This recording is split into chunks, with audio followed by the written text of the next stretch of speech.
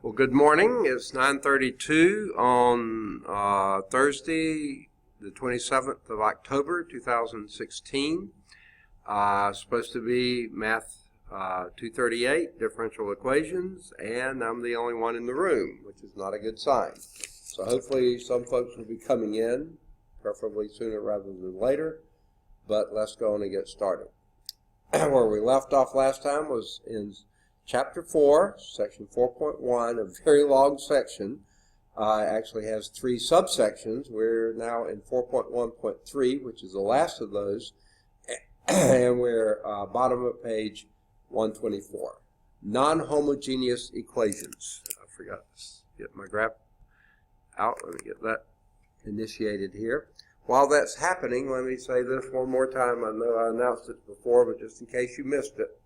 If you're looking for me, normally I have office hours on Fridays from 7:45 to 11:45 on the Birmingham campus. Now, most Fridays I'm there past 11:45, but officially those are my office hours. But this Friday and next Friday, I won't be on either campus Fridays at all. I've got treatments starting at 7:30, both of the next 2 Fridays, and they say they're going to be on the order of 7 hours each. So I will not be on campus on either of the next 2 Fridays.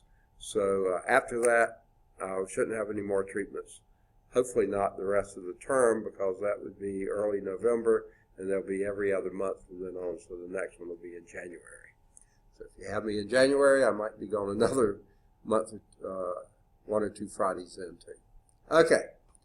So let's move on from there. We were starting in 4.1.3, page 124, non-homogeneous solution. Now,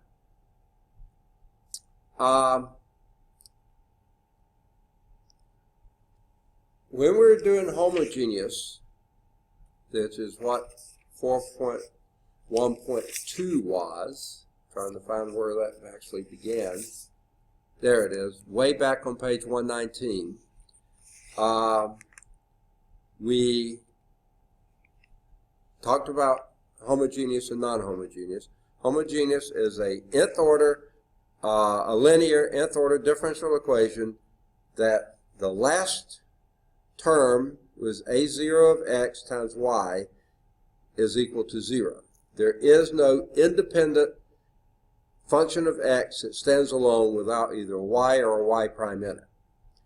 A homogeneous equation, it goes down from your y to the nth prime, the n minus first derivative, the n minus second derivative, down to the second derivative, the first derivative, and y to the 0th power. In other words, not 0th power, first power, and then it does have a term that has function of x only without a y or a y prime or any prime of y. Okay? That would be a non-homogeneous equation. So we talked about the superposition principle, that if you find one solution, then some other solution. And by the way, you should come up with as many solutions as you have primes. Whatever the maximum derivative is, if that's the 17th derivative, you should have 17 solutions. And then any linear combination of those solutions is a solution. Okay? Now, we talked about linear independence and dependence and all that kind of stuff. Now, we then talked about fundamental set of solutions. That would be some linear independent set of solutions for the homogeneous linear nth order differential equation, and we know the one exists. That was theorem 4.1.4, and we called that the general solution. If you had some y, overall y function, y of x, such that it's equal to C1 x1 of x plus C2 x2 of x plus C3 x, all the way up to Cn xn of x. That is your general solution for your homogeneous equation. Now, here's the next part. for a non-homogeneous equation, any function y sub p, okay? Now, we've talked about general solutions. Now we're going to talk about what they call particular solutions, and that's the y sub p. Any function y sub p free of arbitrary parameters that satisfies, now it says equation 7, you got to turn back and see where equation 7 is. It's way back on page 119, right at the beginning when it says non-homogeneous equation, okay? So that's your a sub n of x times your nth derivative of y plus a sub n minus 1 of x times the n minus first derivative of y, all the way down to a1 of x times the first derivative of y, a0 of x times y. If that's equal to g of x, that's your non-homogeneous solution. So any function, yp, that satisfies that, that's free of arbitrary parameters, satisfies that, is to be said to be a particular solution or a particular integral of the equation. For example, it is a straightforward task to show that yp of equal to 3, now that's a pretty simple function, okay, is a particular solution for the non-homogeneous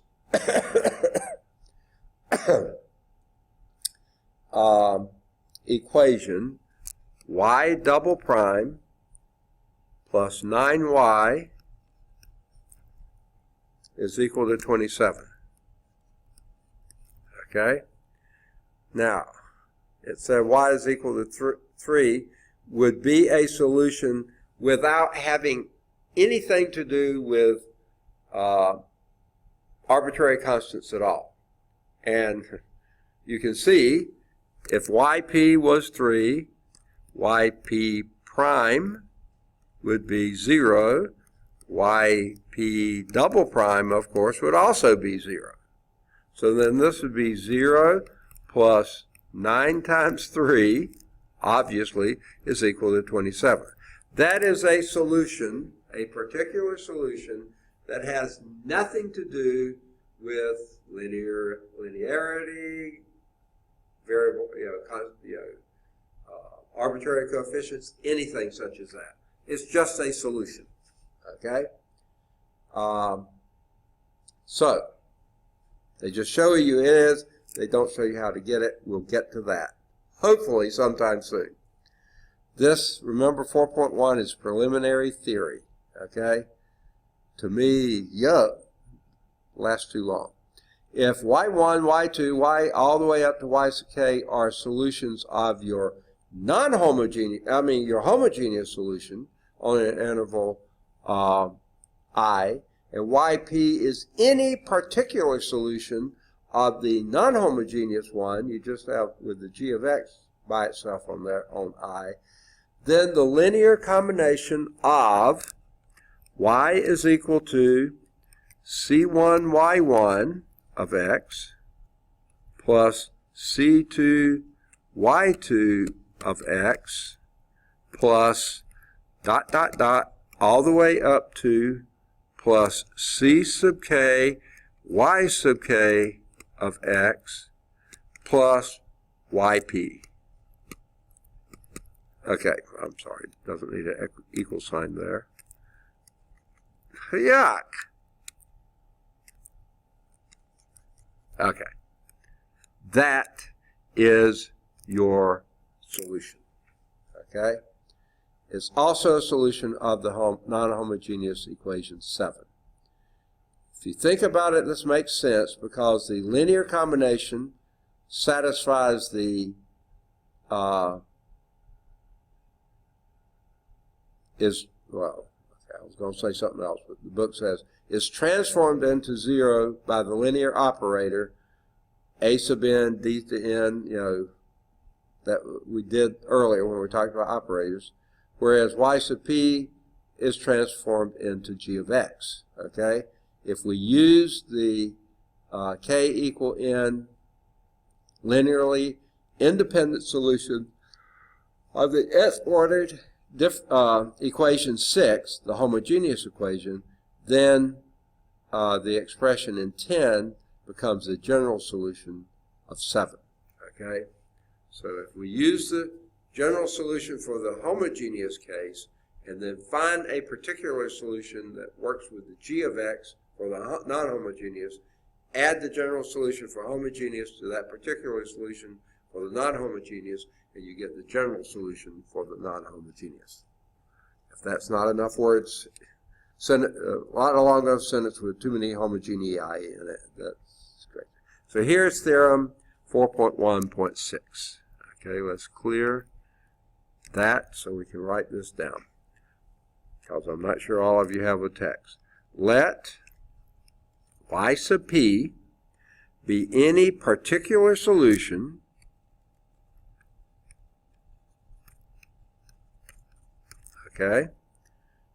of the non-homogeneous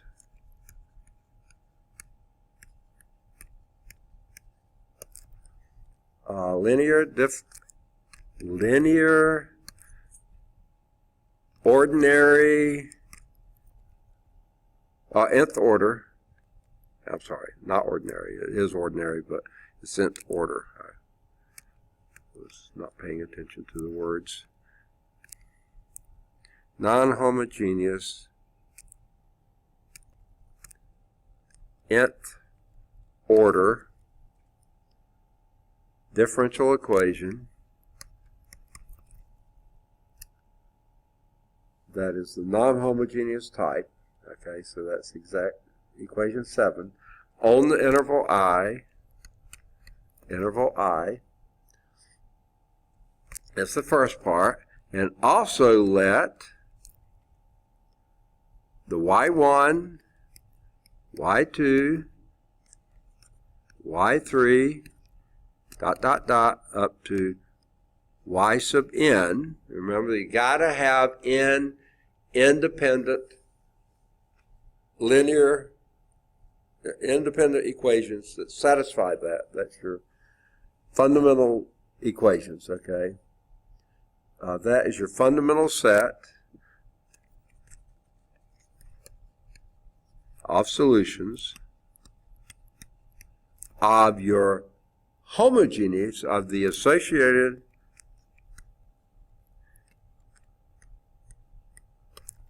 homogeneous differential equation and that would be 6. That would be the homogeneous, where everything's identical for the non-homogeneous except rather equal g of x is equal to 0. Also on this interval I. Those are your given. Your conclusion then the general solution of your non-homogeneous equation on that interval is y is equal to c1 y1 of x plus c2 y2 of x plus ... all the way up to plus c sub n y sub n of x. Those are your independent solution, your fundamental set of solutions, some arbitrary linear combination of those, plus that y sub p, the particular one that works with that given g of x. Okay? Where did I introduce that? I must have left that off. Oh no, it's going to be at the end. Okay. Y of p, where this is a general solution of the non-homogeneous, where y sub p, that particular solution, I'm sorry. They haven't, it seems like they're leaving out a pretty important thing here. But where the CI's equal such that I is equal to 1, 2, 3, comma, ... comma, n. Okay. or arbitrary constants. Now, oh yeah, right at the very beginning it said let yp be a particular solution for the non-homogeneous, and then all these others true. Then your general solution for the non-homogeneous is that linear combination of all those fundamental set of solutions of your homogeneous set plus that particular solution for the other. Now they have a proof here, and they use that linear operator that we did before. Only this time we define yet one more. Sorry. Sorry. Having trouble breathing again, sorry. The linear linear operator we used before, okay? Okay, let's back up a little bit. Let L be the differential operator. I call it a linear operator. It's a differential operator. It has all those D's in it in a linear fashion. Okay. Defined in 8, and that go back several pages, and that was on page 120 when they talked about that L linear differential operator. Okay.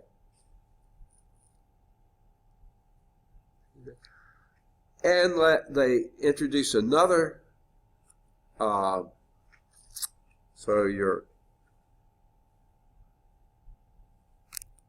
L is that differential operator, okay, we talked about before, okay, equation 8, and, a capital Y of X, they're going to identify another equation here, okay, or function here, Y of X, and yp of x, we already know that one. That's our particular solution. Particularly what it is, but it is what it is. Let y of x and yp of x be particular solutions of the non-homogeneous equation L of y is equal to g of x. Okay, now if you think about it, your L of y is everything that was your homogeneous that's set equal to 0.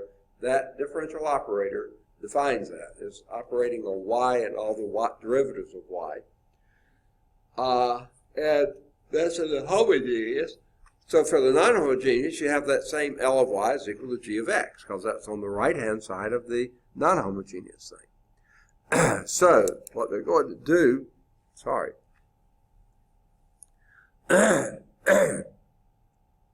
is define yet another function, u of x, okay?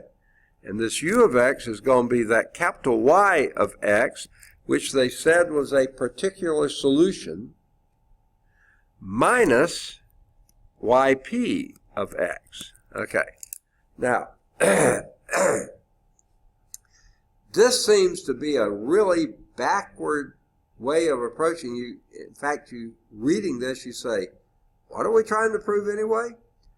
And what it is that the general solution is just that y is equal to that linear combination of all those fundamental solutions plus that one y of p.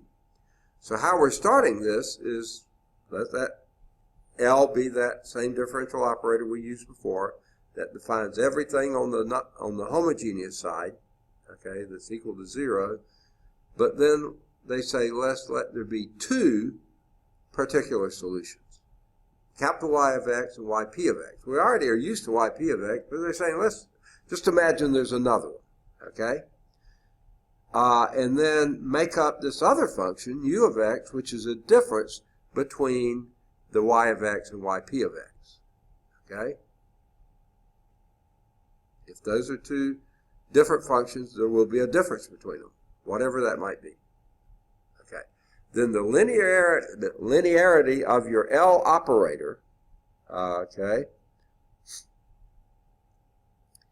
because of that, then we would have, and I'm out of room. I thought I could get all this on here, but let's see if I can. The L operating on the U then, we did define it for Y, but L operating on U would be L, because operators are linear, it's a linear operator, that's L operating on Y of X, capital Y of X, because this is what U is, the difference of they, minus L operating on YP of X. Okay, I think I'm missing a parenthesis there. Okay? Now,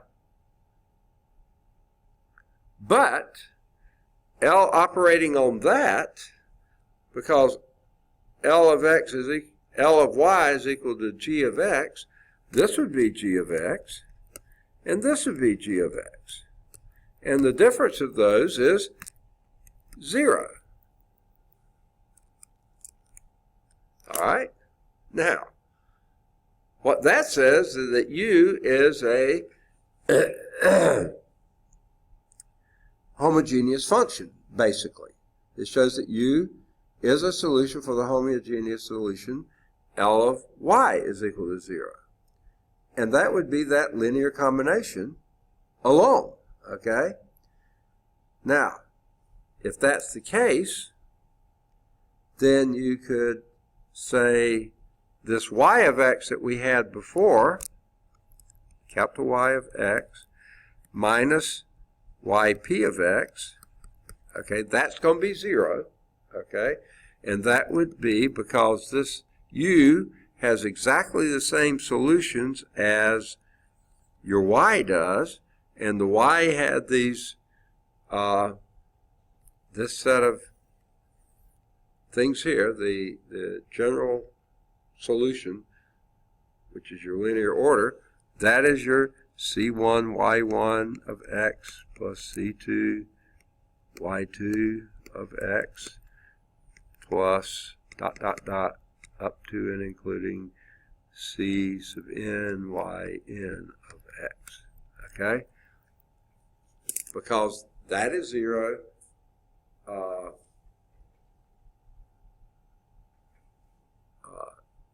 Your linear operator operating on that gives you that. Those would be your solutions for it. Well then, this is exactly, so you add YP of X to both sides.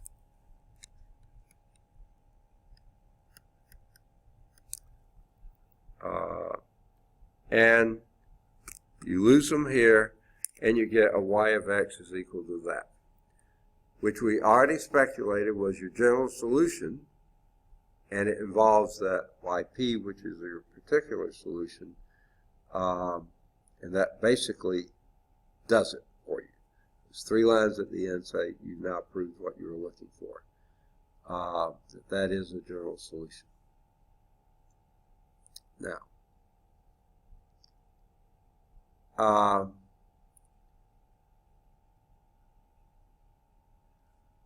the only thing I found a little disconcerting about this, in the first line they said let that capital Y of X be a particular solution, not a general solution, but a particular one, which is fine.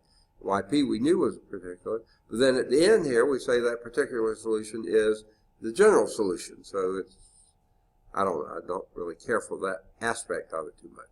But here's a complementary function. Now, what that means is a completing function. Okay, we see from theorem 416 that right above that we just have written there that the general solution for the non-homogeneous linear equation consists of the sum of 2 functions. The first is your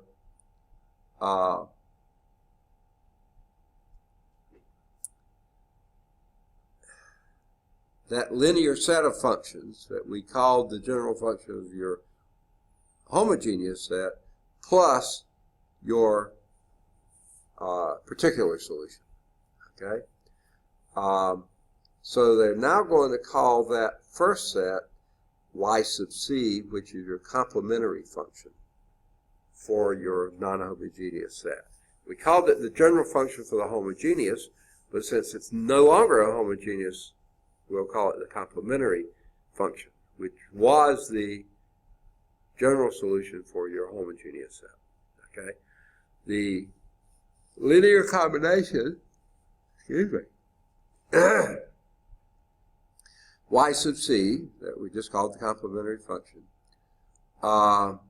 which is the general solution of your homogeneous one, is called the complementary function for the non-homogeneous part. I think I've said that 2 or 3 times now.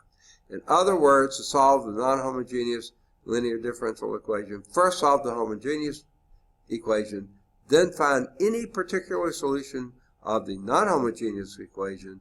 The general solution will then be, of the non-homogeneous, will be the complementary function plus any particular solution you find, y sub p, c plus y sub p. Let's do example 10. Okay.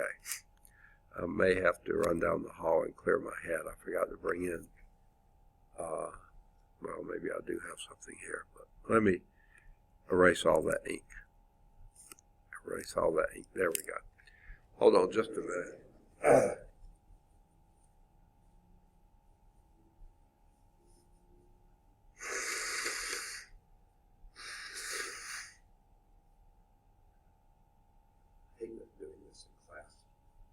But since none of the students are here, I'll feel as bad about it today.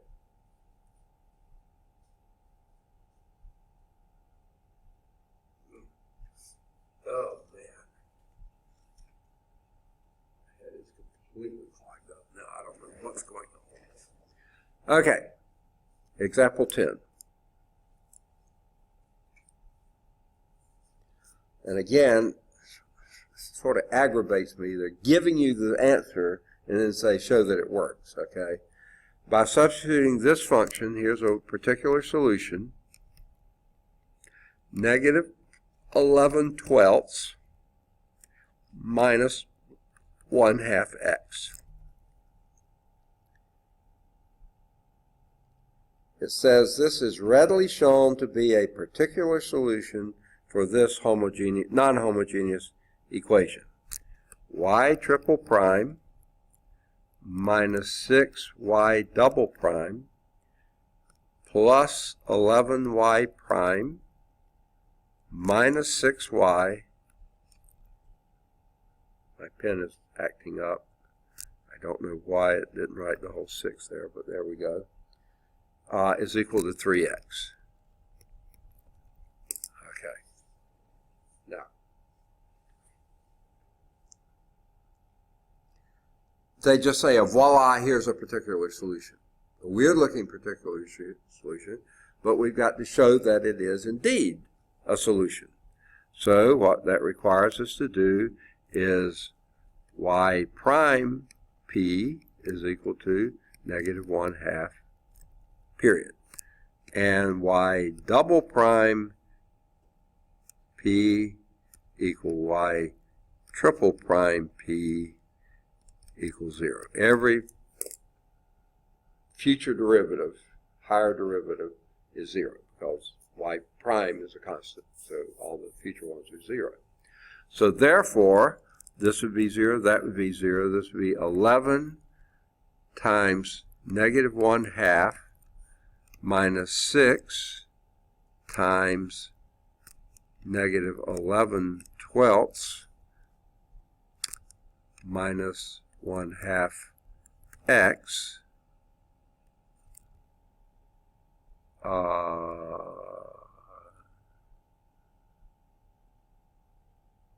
should equal 3x.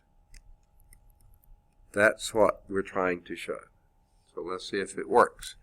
This would be negative 11 halves x, negative 11 halves, plus 6 will go into 12 twice, plus 11 halves,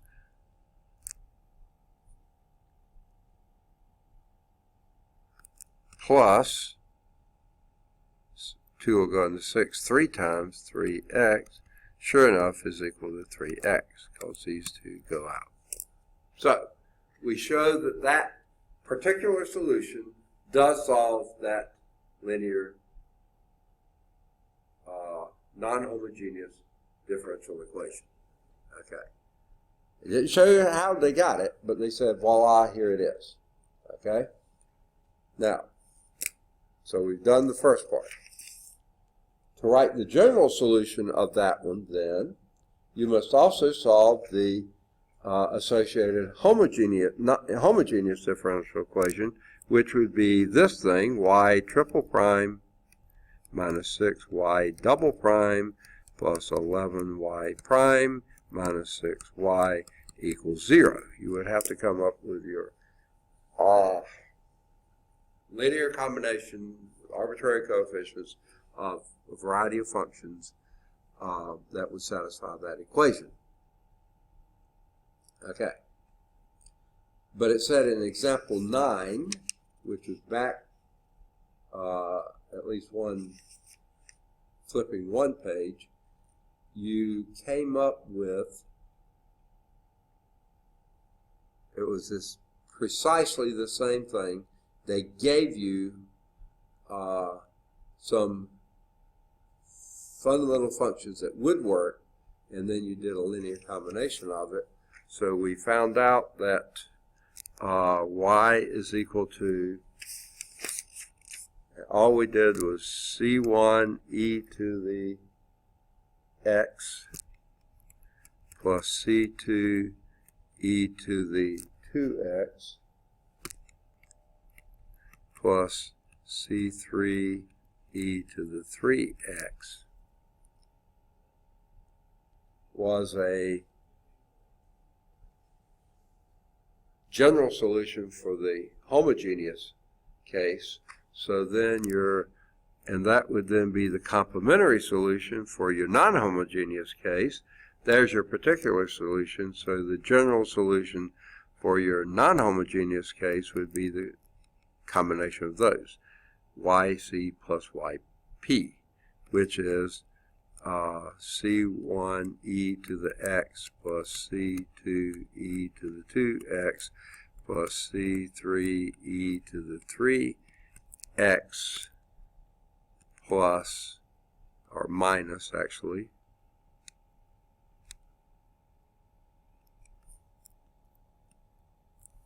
okay. Oh man, I may have to go get something to drink. Minus 11/12 minus 1/2 x. That's your general solution for this non-homogeneous differential equation. Okay? And that's exactly what we got. C1 e to the x plus C2 e to the 2x plus C3 e to the 3x minus 11/12 minus 1/2 x. Okay.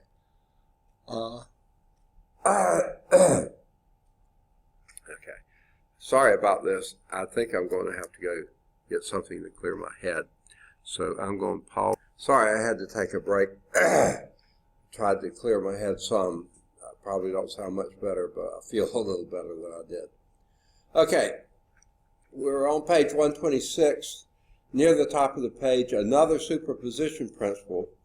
The last theorem of this discussion will be useful in section 4.4 when we ever get there, when we consider the method of finding particular solutions for non-homogeneous equations. And that's theorem 4.1.7.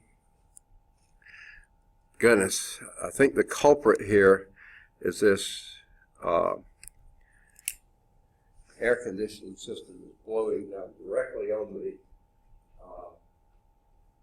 they say the set point is 68, is at 68, but the air coming out of that vent is way less than 68. So I'm going to open the windows. I hate doing this. It's not going to help the air between not be quite as cold as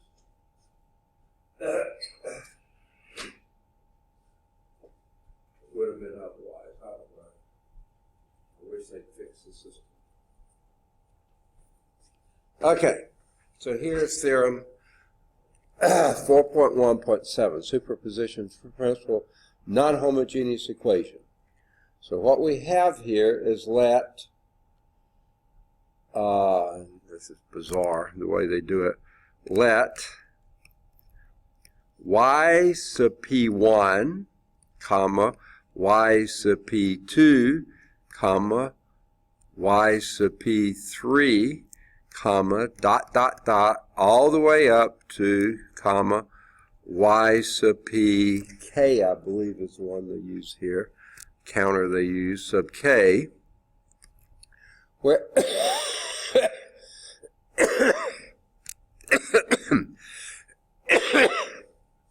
sorry, let these be k particular solutions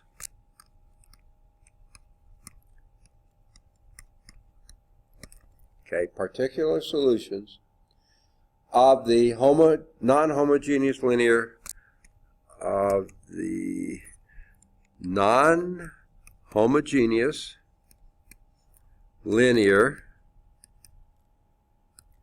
nth order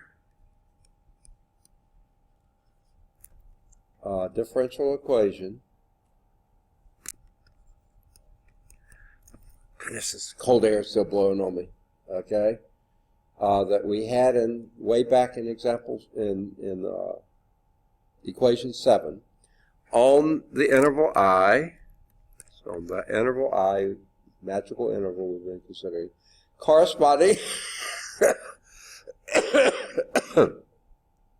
Okay, these particular solutions correspond to, they say in turn to,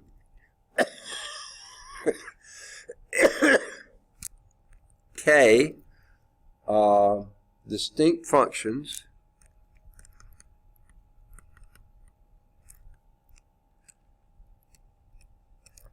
okay, and that would be G1, G2, G3, dot, dot, dot, up to G sub k. So the y sub p1 corresponds to G1, y sub p2 to G2, y sub p3 to G3, and so on, up to y sub pk to gk. And that is the right-hand side of your non-homogeneous differential equation.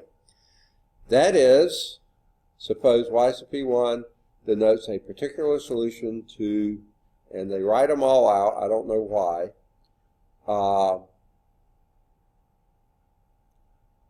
and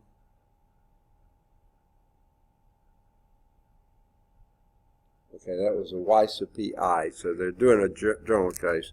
What they're saying is, that is, suppose, sorry,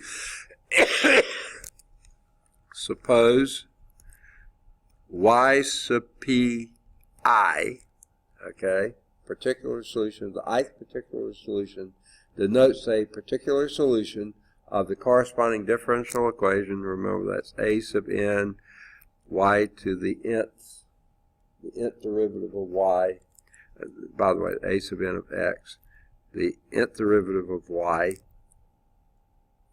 plus a sub n minus 1, that's also some function of x, y to the n minus first derivative of y, plus dot, dot, dot, all the way down to including a sub 1 of x. Now let's, the subs there with the a's just indicate the naming it. That's the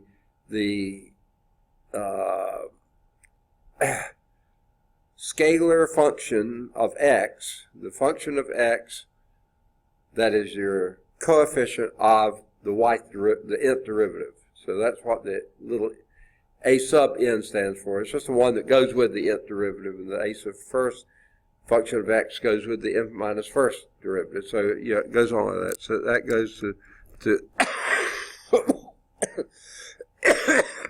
sorry, y prime plus a sub 0 of x times y is equal to gi of x. Yuck.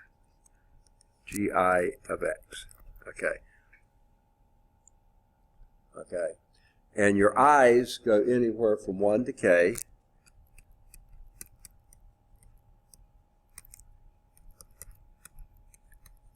Because you have k of these g's and k of the y p's, okay, then y sub p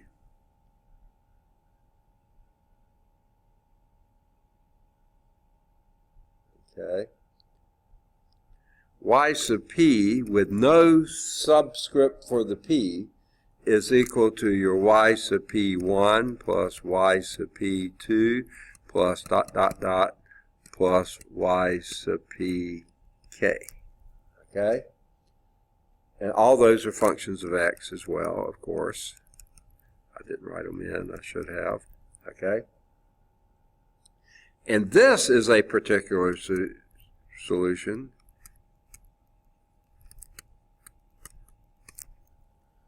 of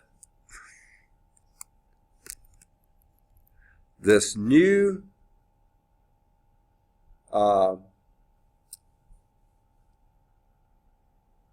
non-homogeneous equation, and it would be a sub n of x, y, the nth derivative of y, and that's of x too. They're leaving off the x there just because there's so much to write, plus a sub n of n minus 1 of x, the n minus first derivative of y, plus dot dot dot all the way down to and including a sub 1 of x, y prime of x, I'll put it in there, it doesn't matter, plus a sub 0 of x, y equal to, and this particular, this g is now the linear combination of the other g's. g1 of x plus g2 of x plus dot dot dot plus g sub k of x. Okay. Now, as if we didn't have enough to superimpose before, what this tells you, if you have, it doesn't even have to be a polynomial function, any function of x on the right-hand side of a non-homogeneous differential equation, there's no y's over there, just functions of x's. But you've got functions of x's that add together, okay? You can have e to the x's, ln of x's, sines of x's, any trig functions of x, polynomials of x, other x, whatever you have adding there, you don't have to come up with one particular solution that does the whole bang at once. Take each one of those, find a particular solution for each one, and then add those particular solutions together. That gives you the particular solution for the whole passel of them. Okay? Now, how they go about proving that, and I don't have room to prove it on the same sheet that it's written, they start with k equal 2. So you only have 2. You have 2 g of x's added together. Okay? It may not be related to each other very well. They're just added together. So let your L be your differential operator that we used before, and you have a P1 of x and a P2 of x that correspond to those two g's that you have there, G1 of x and G2 of x. And the first one is that homogeneous part equal G1 of x. The second one is that same homogeneous part equal to G2 of x. We define the particular solution for the sum to be the sum of those particular solutions, yp1 plus yp2 of x. Those are all functions of x. We want to show that that yp is a particular solution to the L of y, which is your g1 plus g2. The result again follows from the linearity of the operator, the L of p, which is L of P1 plus P2, y sub P1 plus y sub P2, and that means that's L of P, y sub P1 of x plus L of y sub P, The operator is linear, the functions are linear, everything's linear, so you can do that, and it comes out that the linear operator, that differential operator on that sum of two particular solutions is the linear operator, the sum of the linear operator, differential operator, on each of those individually, and those are your G1 plus G2. And then, technically, what you do then is then let K equal, how do you say that? K equal n plus 1, you've proved it for this K equal 2, and then if you can prove it for any case beyond that, but it all follows the same pattern there for whatever K you choose. Okay, so let's look at example 11, which again, they're going to tell you more, not how they got their solution, but voila, here's the solution. But that's what this whole section is doing. You should verify that yp1 is equal to negative 4x squared, okay, is a particular solution of this. Y double prime minus 3y prime plus 4y is equal to minus 16x squared plus 24x minus 8. So again, they gave you a particular solution and said verify that's the case. Okay, let's see if it is. Y prime of P1 would then be minus 8x. And y double prime of P1 is equal to minus 8. So then you plug this in, minus 8 minus 3 times a minus 8x plus 4 times a minus 4x squared. Is that equal to 16x squared plus 24x minus 8? Let's see. Sure enough, there's a minus 8, so that part's feeling okay. And this is a plus 24x. That part's feeling okay, and this is a minus 16x squared. That's not feeling okay. I left off the minus sign, that's why. Okay, now it's feeling better. Okay, minus, okay, yeah, and that is exactly the same as that. Okay, so that one works. Okay, they say here's a y of P2, a second particular solution, equal e to the 2x. Okay, and they say show that that's a particular solution for y double prime minus 3y prime plus 4y. That part's the same, is equal to e to the, or 2e to the 2x, equal to e to the 2x. Well, let's see. Y prime P2 would then be 2e to the 2x, and y double prime P2 would be 4e to the 2x. So that would be 4e to the 2x minus 3 times 2e to the 2x plus 4 times e to the 2x. Okay, is that equal to 2e to the 2x? Well, let's see.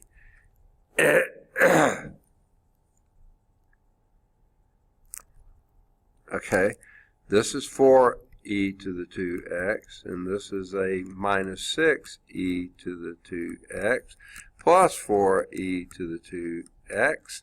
Sure enough, that's the 8e to the 2x minus 6e to the 2x is 2e to the 2x. Yes, it is.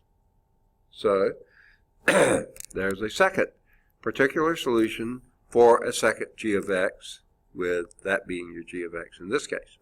Now, y sub p3. They just picked one out of the air, some other body part somewhere. Sorry. X e to the x.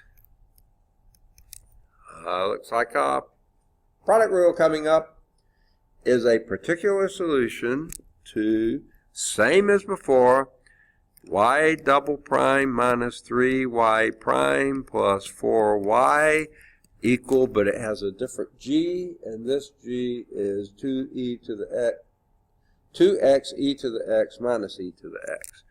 2x e to the x minus e to the x. Hey, all right. Is it 10:45? Oh, it got done early. Okay. That's fine. I don't have a clock. Sorry, I had a student from a previous class come in to continue working on a test. So that's why I had to get him set up in the next room. He got through his class early, so he was going to come by at 10:45 when this is over, but he came early. Okay, so here's our third particular solution, and there's the third g of x that we're having here. We need to show that that works in that differential equation. Let's see if it does. Y prime p3 is equal to, and this is a product rule, x e to the x plus e to the x, right? Y double prime p3 would then be x e to the x plus e to the x plus e to the x, so that's plus 2 e to the x. All right, that gives us our derivatives we need. So that third one, which is this, x e to the x plus 2 e to the x, sorry, minus 3 times x e to the x plus e to the x, in parentheses, plus 4 times x e to the x. The question is that equal to 2x e to the x minus e to the x? All right, let's see. Here's a x e to the x plus 2 e to the x minus 3x e to the x minus 3e to the x plus 4x e to the x. The question is that equal to that? Well, let's combine like terms. Here you have 1x e to the x minus 3. Well, let's do 1 plus 4 is 5 minus 3 would be 2x e to the x. And here you have a minus e to the x. And sure enough, that is equal to that. Okay. So we've shown that these three particular solutions all satisfy that non-homogeneous operator equaling three different g of x's. Okay? And since that's the case, then it follows that add the three particular solutions together, so your total y sub p would be these three. No coefficients required here. Minus 4x squared plus e to the 2x plus x e to the x plus 2. No, I'm sorry. I was looking at the wrong place. Yuck. Can't get the eraser to operate. Okay. That is your particular solution for the differential equation. That would be this one equal that one plus 2e to the 2x plus 2x e to the x minus e to the x. Okay? The sum of all those. If that was your differential equation to begin with, that was your g, then you just break that down. They haven't shown you how to do this yet, and this would be the particular solution for that. Okay. Now, notice here we never went back to figure out what the complementary solution was. We'll do that later. Okay. Here's a note. If y to the p I are particular solutions for your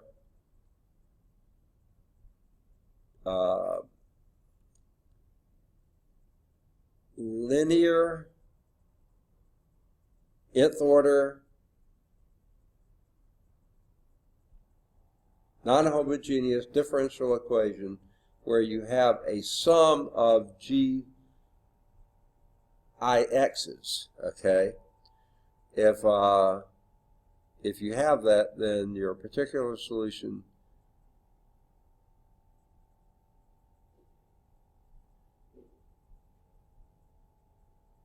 now they're putting them in a linear combination with arbitrary coefficients.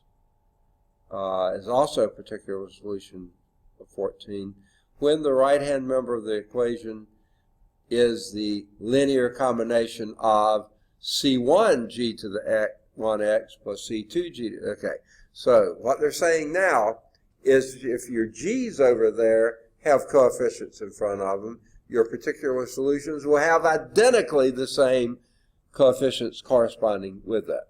Before we actually start solving homogeneous and non-homogeneous linear differential equations, we need one additional bit of theory, which is presented in the next section.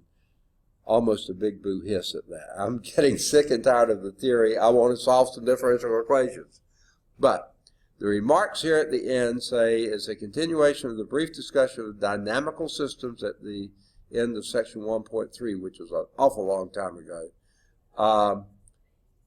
if this dynamic nth order differential equation, if a dynamical system whose rule or mathematical model is a linear nth order differential equation, non-homogeneous, okay, and now you have all the difference here is they're putting their independent variable to be t rather than x. So not a big deal here. Now remember your primes for your y's, your derivatives of y now are with respect to t, by the way. They don't say that, but they have to be. Then the nth order linear system is said to be a nth order linear system, where n is your maximum derivative. The n time-dependent solutions y of t and the y double prime and all the y's are state variables of the system. Recall that their values at some time t give the state of the system, and the function g is variously called the input function, the forcing function, excitation function. Depending on what you're doing, that has different names. The solution y of t of the differential equation is then said to be the output. The solution is the output, the g is the input, or the response of the system under those conditions. So don't worry about that. If your area of engineering runs into that, this is what you use. Homework exercises here, finally, okay. Do either 1 or 3 or both. 5 or 7 or both. Do 9. Do 11. Do 13. Those were all from 4.1.1. 4.1.2, do any of the odds 15 to 21 and 23 to 29. Now under the 4.1.3, the new ones we're adding today, do either 31 or 33, 35. And you can look at the discussion problems, think through those. I don't think those have answers in the back. Let me just check and see. This is 4.1. See if I can find that easily. 4.1. I said go through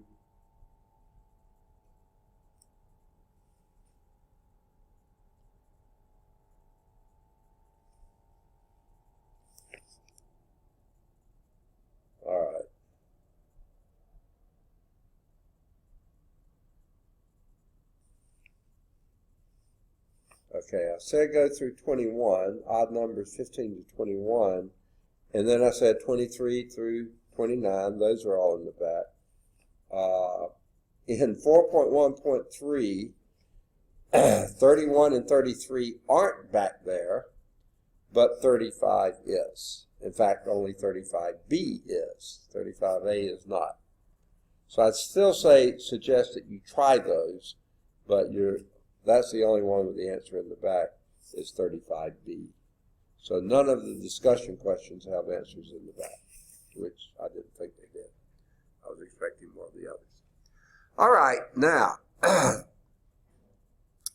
one more thing, as they promised before, that we have to do theory-wise before we actually do something with it, and that's reduction of order. And let's start with a clean page here. If I can get it to come up, there it comes.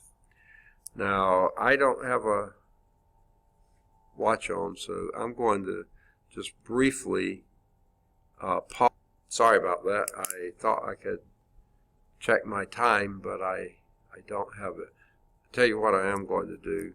Hold on just a second. I'll be right. Sorry, I didn't have my watch on, so I had to go find out what time it is. I only have about 3 minutes left, so let's just quickly introduce this. Reduction of order. Suppose that, okay, wait, I'm sorry. In the preceding section, we saw that the general solution for a homogeneous linear second-order differential equation like a2 of x y double prime plus a1 of x y prime plus a0 of x y is equal to 0. Okay? We did some of those in general. The general solution for that is a linear combination. Y is equal to some C1 times some Y1 plus some C2 times Y2. Okay? Where Y1 and Y2 are solutions that constitute a linearly independent set on some interval I. If you have a second order linear differential equation, you're going to have two independent solutions. They could be two different independent solutions, but you can only have two.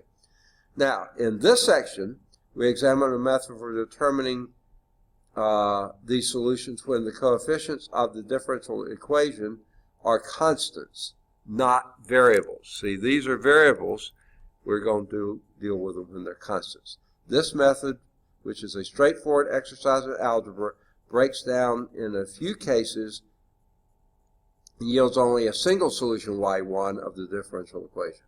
It turns out that we can construct a second solution y2 of a homogeneous system 1, even when the coefficients in 1 are variable, provided that we know a non-trivial solution y1 of the differential equation. The basic idea described in this section is that the equation 1, this one right here that I've got here, can be reduced to a linear first-order differential equation by means of a substitution involving the known solution y1. The second solution y2 of this is then apparent after the first-order differential equation is solved. Blah, blah, blah. Okay? I think that's probably used my 3 minutes. So we will start next time with first sort of a definition of what this reduction of order is. Okay? And then we'll move to some examples. Okay? Now this section is very short. Two examples. So we should finish 4.2 quite easily next time and move on to 4.3, which then homogeneous linear equations with constant coefficients will deal with that. We'll actually show how to solve these, not just, these are verified, okay?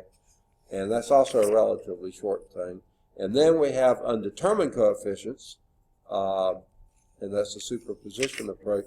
And there are actually two approaches to that, annihilator approach. And I